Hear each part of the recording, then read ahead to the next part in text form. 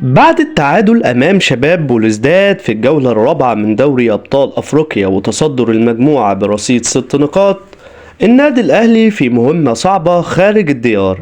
أهلا وسهلا بيكم أحبابي وأصدقائي، ما تنساش تعمل لايك واكسبلور وكمان متابعة. النادي الأهلي يوم الجمعة إن شاء الله اللي جاية هيلعب مع نادي ميدياما في الجولة الخامسة. مباراة هي نقدر نقول مباراة صعبة، لكن النادي الأهلي قادر على الفوز إن شاء الله وتحقيق 3 نقاط مهمين جدا علشان يرفع رصيده إلى 9 نقاط في الصدارة ويتأهل رسميا.